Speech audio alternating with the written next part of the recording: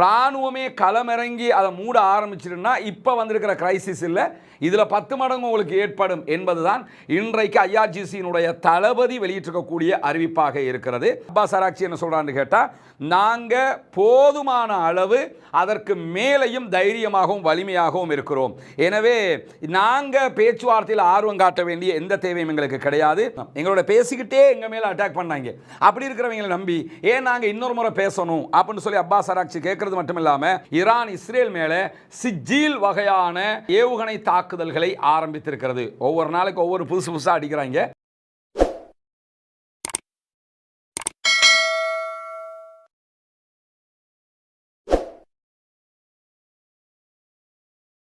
அன்பிற்கினிய சகோதர சகோதரிகளே, நம் அனைவர் மீதும் ஏக இறைவனுடைய அமைதியும் கருணையும் உண்டாகட்டுமாக என்கிற உயரிய பிரார்த்தனைகளோடு, பாலஸ்தீன மீதான 2 ஆண்டு கால யுத்தம் நடைபெற்றது. லட்சக்கணக்கான அப்பாவிகள் அங்கே கொல்லப்பட்டதற்கு பிறகு ஒரு யுத்த நிறுத்தம் ஏற்படுத்தப்பட்டு, அதன் தொடர்ச்சியாக தற்போது ஈரான் மீதான தாக்குதல்களை இஸ்ரேலிய அமெரிக்க ஆக்கிரமிப்பு இராணுவம் ஆரம்பித்து 16வது நாட்களை நாம் தாண்டி கொண்டிருக்கக்கூடிய சூழல்ல 2 தரப்பும் உச்சகட்ட தாக்குதல்களை நடத்தி வருகிறார்கள்.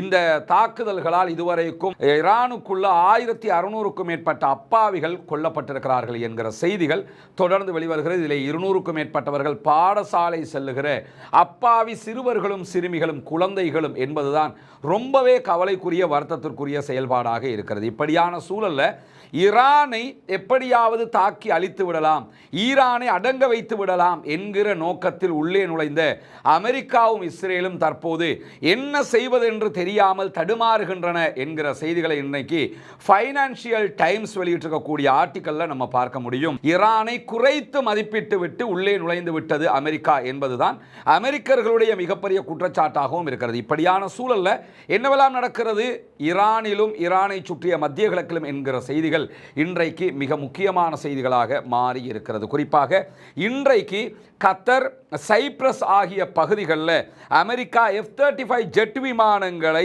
அதிகமாக நிறுத்தி இருக்கிறது என்கிற செய்திகளை பிரிட்டிஷினுடைய பாதுகாப்பு அமைச்சகம் தெரிவித்திருக்கிறது. ஏற்கனவே சைப்ரஸ் மேலே அட்டாக் பண்ணுவோம்னு ஈரான் சொல்லிக் கொண்டிருக்கிறாங்க. ஆனாலும் சைப்ரஸ் மேலே அட்டாக் பண்ணுவதற்கு அமெரிக்காவுக்கு நீங்கள் இடம் கொடுத்தா மட்டும்தான் பண்ணுவோம்னு சொல்லிக் கொண்டிருக்கிறாங்க.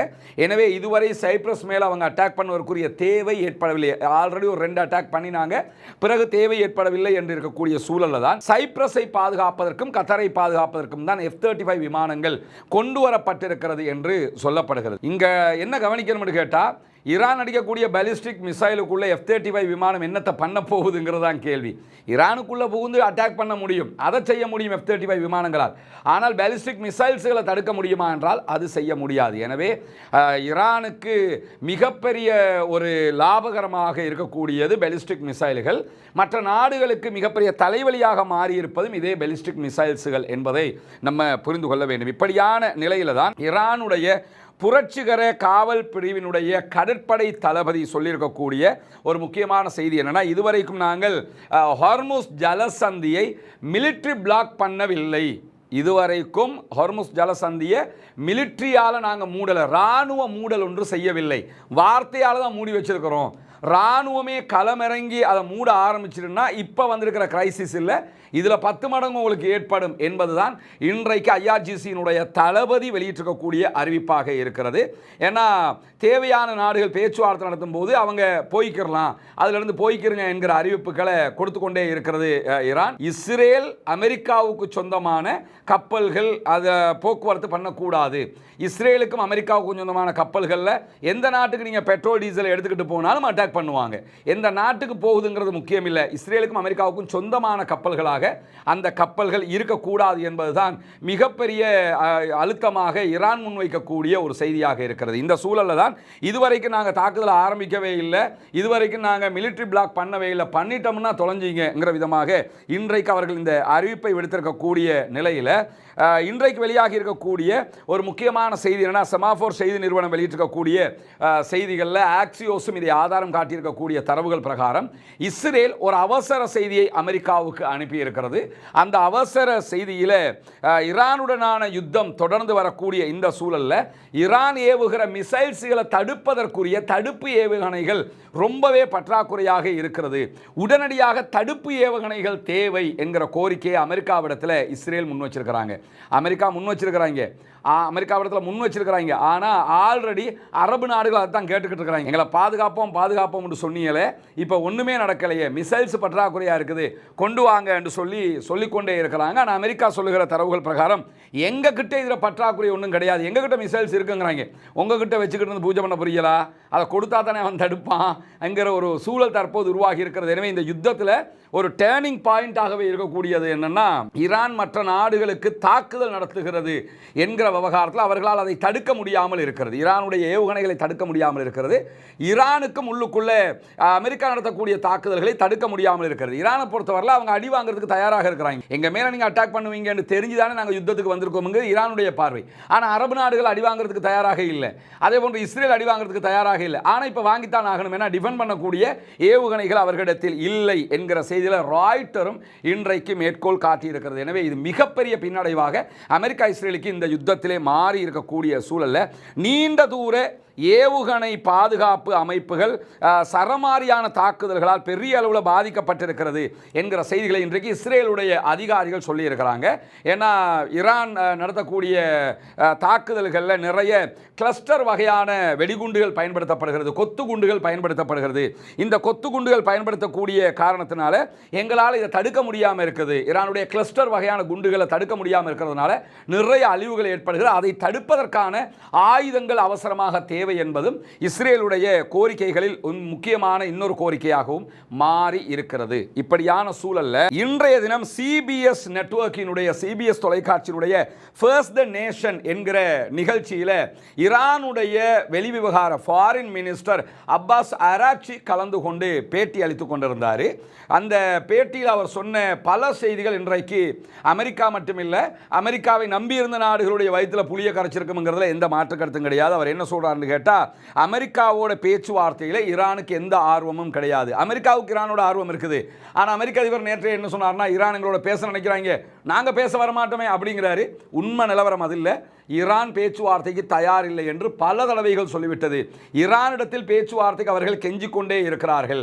அதுதான் இங்கே இருக்கக்கூடிய முக்கியமான விவகாரம். இன்னைக்கு இந்தியா தொடர்பாகவும் அப்பாஸ் அராக்சி ஈரானுடைய ஃபாரின் மினிஸ்டர் இதே மாதிரி ஒரு செய்தியை சொல்லியிருக்கிறாரு. என்னன்னா, எங்களை பற்றின பலம் தெரியாமல் இஸ்ரேல்கிட்ட போய் சில பேர் மண்டிட்டாங்க, அமெரிக்காட்ட போய் சில பேர் மண்டிட்டாங்க, ரஷ்யாட்ட இருந்து நாங்கள் எண்ணெய் எடுக்க மாட்டோம், க்ரூட் ஆயில் எடுக்க மாட்டோம்னு சொன்னாங்க. ஆனால் இப்போ கெஞ்சிக்கிட்டு இருக்கிறாங்க, கொஞ்சம் ஹோர்முஸ்ல இருந்து 2 கப்பல் அனுப்பிவிட முடியாதான்னு கெஞ்சுறாங்க. அதே மாதிரி ரஷ்யாட்ட போய் எங்களுக்கு பெட்ரோல் தாங்கலன்னு கெஞ்சிக்கிட்டு இருக்கிறாங்க. இப்படி நீங்கள் அமெரிக்காவை நம்பி இன்றைக்கு கெஞ்சுவதை விட அன்றைக்கே நட்பை பாராட்டி இருக்கலாம் என்று மிக தெளிவாக இன்றைக்கு அந்த பேட்டியில் கூட அப்பாஸ் அராக்சி சொல்லக்கூடிய காட்சிகளை நம்ம பார்க்க முடியும். அந்த அடிப்படையில் அப்பாஸ் அராக்சி என்ன சொல்றான்னு கேட்டால், நாங்கள் போதுமான அளவு அதற்கு மேலையும் தைரியமாகவும் வலிமையாகவும் இருக்கிறோம். எனவே நாங்கள் பேச்சுவார்த்தையில் ஆர்வம் காட்ட வேண்டிய எந்த தேவையும் எங்களுக்கு கிடையாது. எங்களுடைய மக்களை மட்டுமே நாங்கள் பாதுகாக்க வேண்டிய இடத்துல இருக்கிறோம். அதனால நாங்கள் சமாதானத்துக்கோ பேச்சுவார்த்தைக்கோ தயார் இல்லை. எல்லாத்தையும் தாண்டி அமெரிக்கர்களுடன் பேசுவதற்கு எந்த ஒரு காரணமும் எங்களுக்கு இல்லை. எங்களுக்கு என்ன தேவை இருக்கு அமெரிக்காவோட பேசுறதுக்கு? நீ எங்க மேல அட்டாக் பண்றா, அவங்களுக்கு பதிலடி கொடுத்துக்கிட்டு இருக்கிறோம். அமெரிக்காவோட பேசுறதுக்கோ யுத்தத்தை நடத்துறதுக்கோ அரபு நாடுகளுக்கு காரணம் இருக்கு, எங்களுக்கு எந்த காரணமும் கிடையாது அப்படின்னு சொல்லக்கூடியவர். அவர்களை எங்களை தாக்க முடிவு செய்கிற நேரத்திலேயே நாங்கள் அவங்களோட பேச்சுவார்த்தை நடத்திக்கிட்டு இருந்தோம். எங்களோட பேசிக்கிட்டே எங்க மேல அட்டாக் பண்ணாங்க. அப்படி இருக்கிறவங்களை நம்பி ஏன் நாங்கள் இன்னொரு முறை பேசணும் அப்படின்னு சொல்லி அப்பாஸ் அராக்சி கேட்கறது மட்டும் இல்லாமல், நாங்கள் யுத்தத்தை நிறுத்துவதற்கு தயார் இல்லை.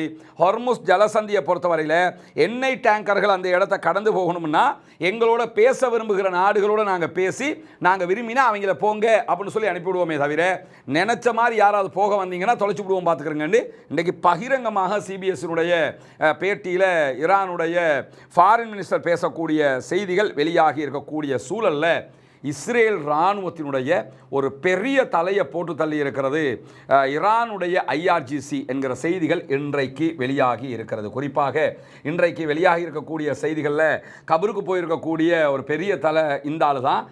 இவனை கொன்று விட்டதாக IRGC அறிவித்த அடுத்த கணம் இஸ்ரேலும் ஆமாம் எங்கால் கபருக்குள்ளே போயிட்டாப்ல என்று சொல்லி அறிவிச்சிருக்கிறாங்க. இஸ்ரேலிய இராணுவத்தினுடைய மிக முக்கியமான தலைகள், வடக்கு இஸ்ரேலினுடைய ரெஜிமெண்ட்டுக்கே பொறுப்பான ஒருவனாக இவன் தான் செயல்பட்டு வந்தான். ஓரி கோல்டின் என்கிற ஒரு மேஜர் ஜெனரல். இந்த மேஜர் ஜெனரல் தான் ஈரானுடைய பாலிஸ்டிக் மிசைல் தாக்குதலில் கொல்லப்பட்டிருக்கிறான் என்கிற செய்திகள் வெளியாகி இருக்குது. அடுத்ததாக இன்னைக்கு நம்ம கூட ஒரு வீடியோ வெளியிட்டிருந்தோம்.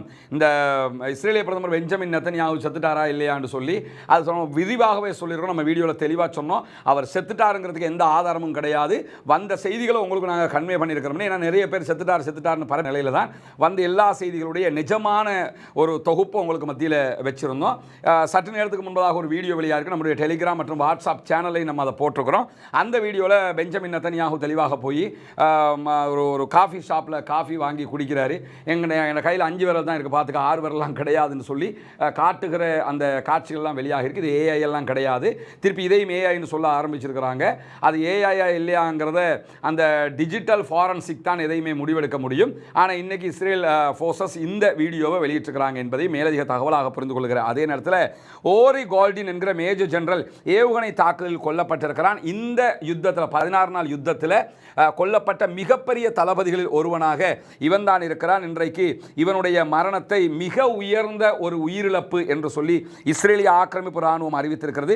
ஹிஸ்புல்லாவுக்கு எதிராக லெபனானில் நடத்தப்பட்ட பல தாக்குதல்களில் இவன் தான் பங்கெடுத்தான் என்பதுதான் இங்க முக்கியமான விவகாரம். எனவே ஒரு முக்கியமான தலையை போட்டு தள்ளிட்டாங்கிறது நீங்க புரிஞ்சுக்கிறீங்க. அதை தாண்டி இஸ்ரேலுடைய எரிசக்தி அமைச்சர் இன்றைக்கு விடுத்திருக்கக்கூடிய அறிவிப்பில் லெபனானோடு இருக்கக்கூடிய எரிவாயு ஒப்பந்தத்தை ரத்து செய்ய போகிறோம் என்று மிரட்டி இருக்கிறார். ஏன்னா ஹிஸ்புல்லாக்கள் அடிச்சுக்கிட்டே இருக்கிறாங்க. ஹிஸ்புல்லாவை எதிர்கொள்ள முடியலை. ஹிஸ்புல்லாக்கள் ஆயுதத்தை கீழே போட வேண்டும், இல்லைன்னா தொலைச்சு விடுவோம் பார்த்துக்கன்னு அமெரிக்க அதிபர் சொல்லி பார்த்தார். ஒன்றும் நடக்கலை. ஹிஸ்புல்லா பயந்து போய் இருக்கிறான்னு எல்லாம் நினச்சிக்கிட்டு இருந்தாங்க. இப்போ ஹிஸ்புல்லா அடிக்கிற அடியில் லெபனானுடைய கவர்மெண்ட்டே என்ன சொன்னான்னு கேட்டால் ஹிஸ்புல்லாக்கள் ஆயுதத்தை கீழே போடணும், சட்டவிரோதம்லாம் சொல்லி பார்த்தாங்க. ஒன்றையுமே அவங்க கேட்கல. அட்டாக் பண்ணும்போது இப்போ லெபனானுக்கு நெருக்கடி கொடுக்குற மாதிரி ஈரான் செய்கிறாங்கல்ல, அதையே தான் இஸ்ரேலும் லெபனானுக்கு செய்ய பார்க்குது. ஈரான் என்னென்னா அரபு நாடுகள் இருக்கக்கூடிய அமெரிக்காவுடைய தளங்கள் மேலே தானே அட்டாக் பண்ணுறான். அட்டாக் பண்ணிட்டு சொல்கிறான்னு கேட்டால் நீ போய் பேச, நீ யுத்தத்தை நிறுத்த சொல்லு, நாங்கள்லாம் வந்து கெஞ்ச வேண்டிய தேவைங்களுக்கு கிடையாதுங்கிறாங்களா. அது மாதிரி இப்போ லெபனானுடைய எல்லையில் எண்ணெய் வளம் கொட்டி கிடக்கிறது. அந்த எண்ணெய் வளத்தை பெற்றுக்கொள்ளும் விதமாக 2022 கடல் எல்லை ஒப்பந்தம் ஒன்று இஸ்ரேலுக்கும் லெபனானுக்கும் இடையில செய்து கொள்ளப்பட்டது. அந்த ஒப்பந்தத்தை நாங்கள் ரத்து பண்ணுவோம் அப்படிங்கிறான் இஸ்ரேல். அந்த ஒப்பந்தம் ரத்து பண்ணப்பட்டால் அந்த இடத்துல எண்ணெய் எடுக்கிற வேலைகளை இஸ்ரேல் பண்ணிக்கலாம். இதை வச்சு அதை ஆக்கிரமிக்க போறோங்கிற மாதிரி சொல்லியிருக்கிறான். ஆனால் அதையும் மீறி இன்றைக்கும் 2 கட்ட சாலிடான மிக உச்சமான தாக்குதல்களை லெபனானில் இருக்கக்கூடிய ஹிஸ்புல்லாக்கள் இஸ்ரேலுடைய எல்லை பகுதிகள் மேலே நடத்தி இருக்கிறாங்க என்கிற செய்திகளும் வெளியாகி இருக்கிறது. இந்த மிரட்டல் உருட்டல் எல்லாம் இனிமே செல்லுபடி ஆகாதுங்கிறது இதுவரைக்கும் நடக்கக்கூடிய செய்திகளை பார்க்க முடியும். இந்த நிமிஷம் வரைக்கும் ஈரானுடைய கை ஓங்கி இருப்பதையே நம்ம பார்க்க முடிகிற ஒன்றாக இருக்கக்கூடிய நேரத்தில் தான் ஈரானில் இருந்த அணுசக்தி செறிவூட்டல், யுரேனிய செறிவூட்டல் எல்லாம் எங்கே இருக்குதுன்னு சொல்லி சிபிஎஸ்சினுடைய பேட்டியில் ஈரானுடைய ஃபாரின் மினிஸ்டர் அப்பாஸ் அராக்சிட்ட கேட்ட நேரத்தில் அதுக்கெல்லாம் அந்த இன்னைக்கு பதில் சொல்லியிருக்கிறார். என்ன பதில் சொல்கிறான்னு கேட்டால், அமெரிக்கர்கள் மேலே தாக்குதல் நடத்தினாங்க, அதாவது குறிப்பாக இஸ்ஃபஹானில், அதே போன்று மற்ற இடங்கள்ல எல்லாம் நட்டான்ஸில் எல்லாம் தாக்குதல்கள் நடத்தினாங்க. அந்த இடங்களில் தான் ஈரான் அணு செறிவூட்டல் செய்து கொண்டிருந்தது. குறிப்பாக சர்வதேச அணுத்தடுப்பு முகமை 2018 செய்து கொள்ளப்பட்ட ஒப்பந்தத்தின் பிரகாரம் 3.6% தான் அணுவை செறிவூட்ட முடியும் ஈரானுக்கு என்று சொல்லி அனுமதி கொடுத்திருந்தது. ஆனால் ஈரான் 60% செறிவூட்டிட்டாங்க. அடுத்து ஒரு சில வாரங்களுக்குள்ளாக அவங்களுக்கு தேவைன்னா அவங்க அணு ஆயுதத்தையே தயாரிச்சிருவாங்க என்கிற நிலையில தான் அதன் மீது தாக்குதல்கள் நடத்தப்பட்ட நிலையில் இப்போ அந்த செறிவூட்டப்பட்ட யுரேனியத்தை எங்கே வச்சிருக்கிறீங்க என்று சொல்லி மீடியாவில் கேட்குறான். ரகசியமாக கேட்டாலே சொல்ல மாட்டாங்க. அவங்க எங்கே வச்சிருக்காங்கன்னு அமெரிக்காவும் இஸ்ரேலும் தேடிக்கிட்டு இருக்கிறான்னு தெரியும். அப்போ ரகசியமாக கேட்டாலே சொல்ல மாட்டான். பப்ளிக்கில் கேட்டால் சொல்லுவானா? பப்ளிக்கில் அப்பாஸ் அராக்சி அழகா என்ன பதில் சொல்கிறாருன்னு கேட்டால், நீங்கள் எந்த இடத்துல குண்டு போட்டியலோ அதுக்குள்ளே தான் அது இருக்குது. எனவே அதை நாங்கள் இப்போதைக்கு எடுக்கிறதுக்கு ட்ரை பண்ணலை, தேவைப்பட்டா சர்வதேச அணுத்தடுப்பு முகமையோடு நாங்கள் பேசி அவங்களோட பேசிக்கிட்டே நாங்கள் அதை வெளியே எடுப்போம்.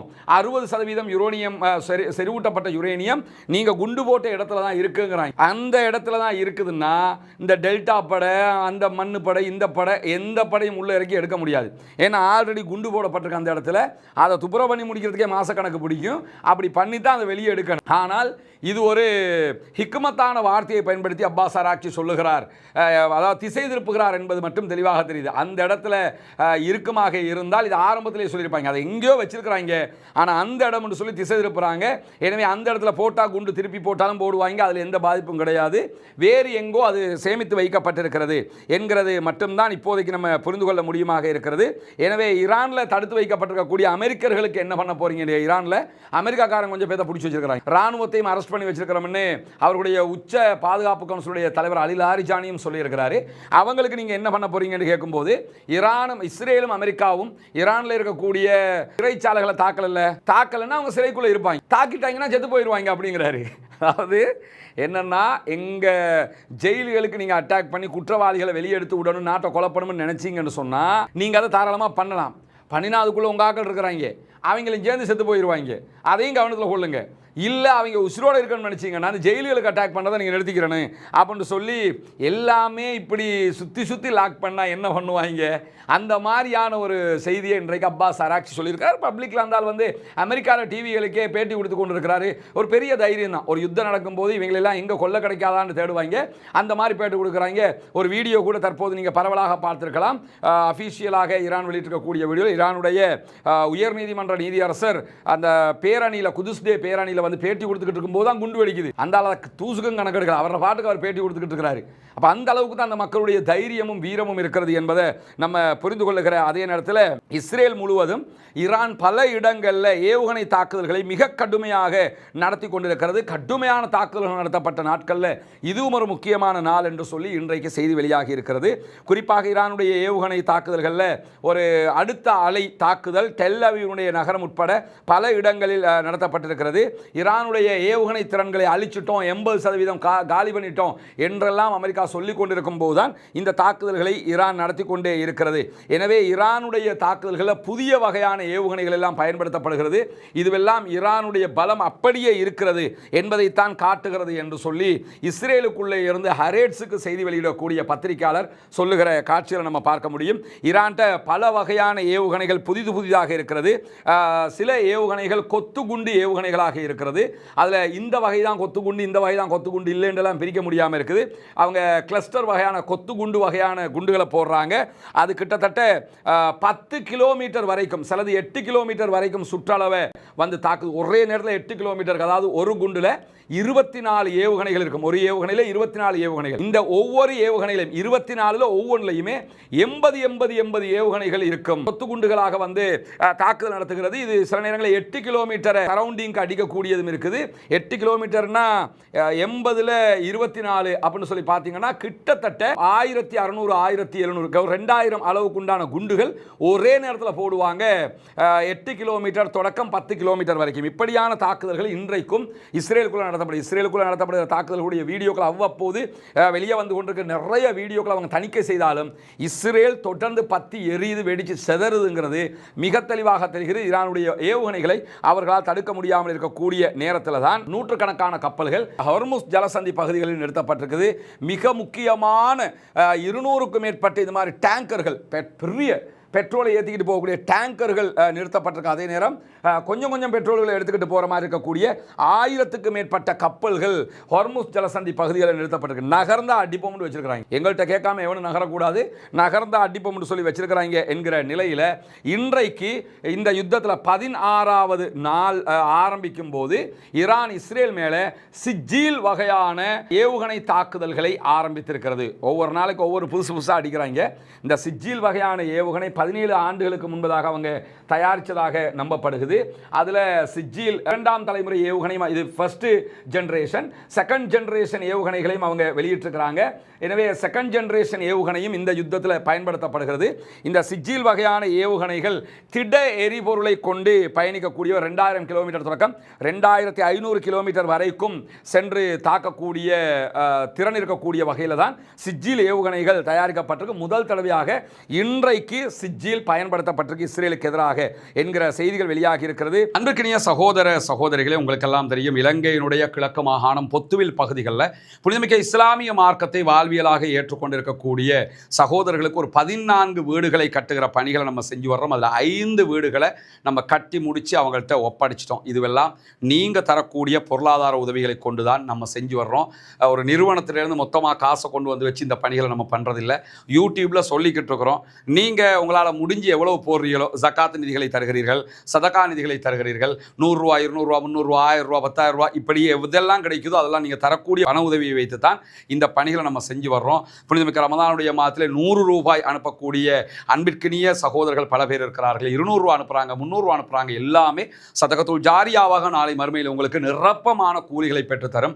ரமதானுடைய இறுதி கட்டத்தை எல்லாம் நாம் அடைந்து கொண்டிருக்கக்கூடிய நேரத்தில் ஜக்காத்து பெறுவதற்கு தகுதியான 3 கூட்டத்துக்குள்ள அவங்க வந்துடுவாங்க. ஒன்று முஅல்லஃபத்துல் குலூப், உள்ளங்கள் ஈர்க்கப்பட்டவர்கள் இஸ்லாத்துக்குள் வந்திருக்கிறார்கள், அவர்களுக்கு நீங்கள் ஜக்காத் ஒதுக்க முடியும்.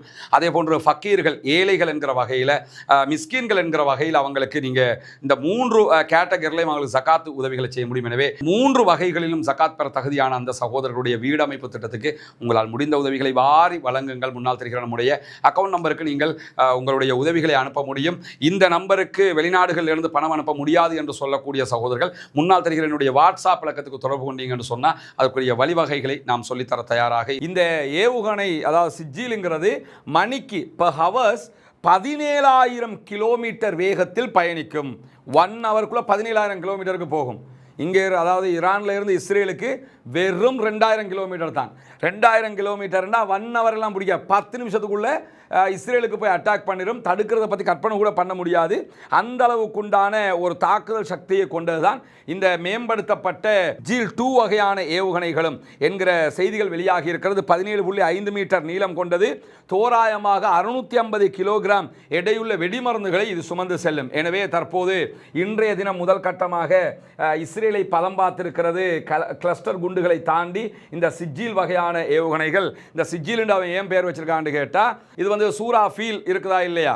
சூரா ஃபீலில் ஆப்ரஹா என்கிற மன்னன் காபத்துல்லாவை அழிக்கிறதுக்கு பெரிய யானைப்படையை எடுத்துக்கிட்டு வருவான். அந்த யானைப்படையை அல்லாஹு தாலா என்ன பண்ணுவான்னு கேட்டால், ஒரு சூடேற்றப்பட்ட கற்களை கொண்டு அடித்து அழிப்பான். அது சூடேற்றப்பட்ட கற்கள் என்று சொன்னால் இந்த குண்டுகள் எல்லாமே அந்த விதத்தெல்லாம் செய்வாங்க. இதுதான் இந்த சிஜில் என்கிற பெயர் வைக்கப்பட்டதற்கான அடிப்படை. அல்லாஹு தாலா ஆப்ரஹாவினுடைய யானைப்படைகளையும் சூடேற்றப்பட்ட கற்களை கொண்டு தான் அடித்து அழிக்கிறான். அந்த கற்கள், ஒரு சின்ன கல் அடித்தா யானைப்படை அழிஞ்சிருமான்னா அழிஞ்சிருந்தான். இந்த சின்ன ஏவுகணையால் அவ்வளோ பெரிய அழிவு வர்றது இல்லையா? ஏன்னா அந்த கல் சூடேற்றப்பட்ட கல்லாக இருந்திருக்குது. அதனால தான் அதில் இருக்கக்கூடிய டெக்னாலஜியை நம்ம புரிஞ்சுக்கிறோம். அந்த அடிப்படையில் சிஜிலுக்கு அவங்க அந்த பெயர் வச்சிருக்கிறாங்க என்பதையும் இந்த இடத்துல நம்ம பார்க்கிறோம். இன்றைக்கு கத்தருக்குள், பஹ்ரைனுக்குள்ள 5 பேரை பஹ்ரைன் கைது செய்திருக்கிறது. IRGC ஈரானுடைய இராணுவ பிரிவுக்கு உளவு பார்த்த குற்றச்சாட்டில் அவர்கள் கைது செய்யப்பட்டிருக்கிறார்கள் என்கிற செய்திகளுக்கு மத்தியில் நேற்றைய தினம் அமெரிக்க அதிபர் டொனால்ட் ட்ரம்ப் என்ன சொன்னார்னா, இதுதான் அந்த கார்க் தீவு. இந்த தீவில் இருக்கக்கூடிய ஈரானுடைய இராணுவ நிலைகளை எல்லாம் நாங்கள் அழிச்சிருக்கிறோம். திருப்பி நாங்கள் ஜஸ்ட் ஃபன்னுக்கு அட்டாக் பண்ணுவோம் அப்படின்னு சொல்லி அந்த ஆள் சொல்லியிருக்கிறார். எவ்வளோ பெரிய கிறுக்குனா இருப்பான் பாருங்க. நாங்கள் இந்த கார்க் தீவுக்கு நாங்கள் அட்டாக் பண்ணுவோம், ஜஸ்ட் ஃபார் ஃபன் அப்படிங்கிறாரு. ஜாலியாக நாங்கள் அட்டாக் பண்ணுவோம் அப்படிங்கிறாரு. ஆக்களை கொள்வது, மக்கள் அழிக்கிறதுலாம் அவங்களுக்கு ஜாலியாக போயிடுச்சு. அதே மாதிரி ஈரானும் ஜாலியாக அட்டாக் பண்ண நினச்சா எப்படி இருக்கும்? அவன் யுத்தம்னு சீரியஸாக எடுத்து ஒரு அளவோடு போய்கிட்டு இருக்கிறான். ஜாலியாக அட்டாக் பண்ண நினச்சா என்ன நிலைமை வரும் அதை யோசிக்க மாட்டேங்கிறாங்க. அப்போ இந்த தீவில் பார்த்தீங்கன்னா இது எல்லாமே எண்ணெய் குதங்கள். இதுதான் வந்து அவர்களுடைய எண்ணெய் தீவு என்றே சொல்லலாம். ஈரானுடைய முதுகெலும்பு ஈரலே இங்கே தான் இருக்குது. இந்த இடத்துக்கு நாங்கள் அட்டாக் பண்ணினோம் என்று அவங்க சொல்லியிருந்தாலும் தற்போது வெளிவந்திருக்கக்கூடிய தகவல் பிரகாரம் ஈரானினுடைய இந்த கார்க் தீவுகளில் இருக்கக்கூடிய பகுதிகளில் இருந்து ஒரு எண்ணெய் டேங்கர் கப்பல் எண்ணெய் ஏற்றுகிற காட்சிகள் சேட்டலைட் மூலமாக அடையாளம் காணப்பட்டிருக்கிறது என்று அல் ஜசீரா சொல்லுகிறது. அதை தாண்டி கப்பல் கண்காணிப்பு தளமாக இருக்கக்கூடிய டேங்கர் டிராக்கர்ஸ் வெளியிட்டிருக்கக்கூடிய அறிவிப்பில் 7 டேங்கர்கள் அந்த பகுதிகளில் நங்கூரமிடப்பட்டிருக்குது என்று சொல்லியும், செயற்கைக்கோள் படங்கள் பிரகாரம் 5 டேங்கர்கள் ஏற்கனவே எரிபொருளை ஏற்றி இருக்கிறாங்க, 2 டேங்கர்கள் ஏற்றுவதற்கு காத்து கொண்டிருக்கின்றன என்கிற மொத்தத்தில் ஒரு 10-15 பெரிய எண்ணெய் டேங்கர்கள் இந்த பகுதிகளில் பெட்ரோல் ஏற்றிக்கிட்டு இருக்கிறாங்க.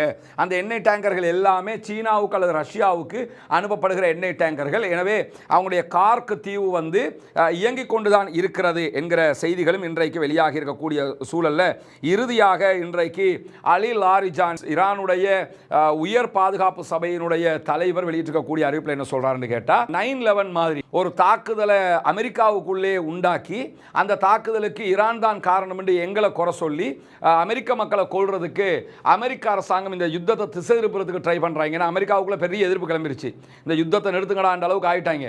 அப்ப ஆப்கானிஸ்தானை அழிக்கிறதுக்கு 9/11 அட்டாக்க காரணம் காட்டி தான் ஆப்கானில் இருக்கக்கூடிய ஒசாமா பின் லாடனை வந்து எங்களை அழிச்சான்னு சொல்லி அந்த யுத்தத்தை பண்ணாங்க. இந்த யுத்தத்துக்கு நியாயம் சொல்றதுக்காக இந்த 9/11 மாதிரி ஒரு அட்டாக்கை உண்டாக்குறதுக்கு எப்ஸ்டீனோட இணைந்து இந்த சின்ன பிள்ளைகள் எல்லாம் நாசமாக்கி கேவலப்பட்டு போன ஜென்மங்கள் உலக பணக்காரர்கள் இருக்கிறானுங்களா இல்லையா, இவங்க எல்லாரும் சேர்ந்து 9/11 மாதிரி ஒன்றை திட்டமிடுறாங்க என்று சொல்லிட்டு அலி லாரிஜானி என்ன சொல்றாங்கன்னா, அமெரிக்க மக்களோட எங்களுக்கு எந்த கோபமும் இல்லை, நாங்கள் அமெரிக்க மக்களையோ உலகத்தில் இருக்கக்கூடிய எந்த அப்பாவி மக்களையும் நாங்கள் தாக்கலை, எங்களுக்கும் இஸ்ரேலுக்கும் தான் பிரச்சனை, எங்களுக்கும் அமெரிக்காவுடைய அரசுக்கும் தான் பிரச்சனை, எங்களை அட்டாக் பண்ணுறதுனால நாங்கள் டிஃபெண்ட் பண்ணுறோம், உங்கள் நாட்டுக்குள்ளே இப்படி ஒரு அட்டாக் நடந்தால் புரிஞ்சுக்கிறோங்க, அதுக்கும் எங்களுக்கும் சம்பந்தம் கிடையாதுன்னு முன்கூட்டியே அவர் அறிவித்திருக்கிறார் என்கிற செய்திகளும் இன்றைக்கு வெளியாக இருக்கு. பொறுத்திருந்து பார்ப்போம் என்னவெல்லாம் நடக்கிறது என்பதை. அடுத்தடுத்த செய்திகளை உடனுக்குடன் உங்களுக்கு கொண்டு வந்து தருவதற்கு நாம் தயாராக இருக்கிறோம். தொடர்ந்து இணைந்திருங்கள் ரஸ்மின் மைஸ் டாக்ஸ் ஆகிய 2 சேனல்களோடும். ஆக்கிரமிப்பாளர்கள் ஓய வேண்டும், ஆக்கிரமிப்பு நிறுத்தப்பட வேண்டும், ஈரான் மீது நடத்தப்படுகிற ஆக்கிரமிப்பு தாக்குதல்கள் நிறுத்தப்பட்டு மத்திய கிழக்கு அமைதி பெற வேண்டும் என்று அல்லாஹ் ரமலானுடைய மாதத்திலே பிரார்த்தனை செய்யுங்கள் சகோதரர்களே.